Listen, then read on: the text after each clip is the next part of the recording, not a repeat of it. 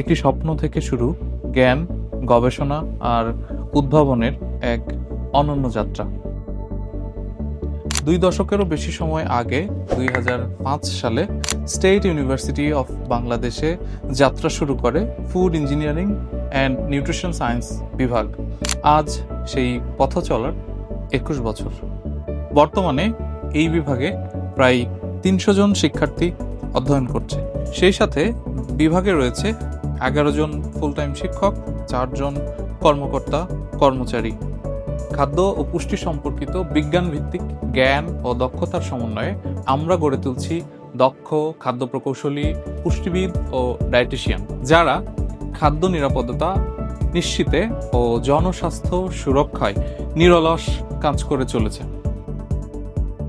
গবেষণার প্রতিটি ধাপে নতুন চিন্তা, নতুন সমস্যা এবং নতুন সম্ভাবনা তৈরি হয়। স্থানীয় সমস্যা থেকে বৈশ্বিক সমাধানের পথে কাজ করে food engineering and nutrition science বিভাগ। বর্তমানে আমাদের ল্যাবে খাদ্য বিশ্লেষণ ও খাদ্য উৎপাদনের জন্য রয়েছে অত্যাধুনিক সব যন্ত্রপাতি, যেমন fridge dryer, ultrasonicator, ultra low temperature freezer, spectrophotometer, dryer, distillation chamber, digestion chamber কিংবা অটোক্লেভিংয়ের মতো গুরুত্বপূর্ণ যন্ত্রপাতি। আমাদের অ্যালামনাইরা আজ দেশ ও বিশ্বের বিভিন্ন প্রান্তে খাদ্যশিল্প গবেষণা ও উন্নয়নের নেতৃত্ব দিচ্ছে।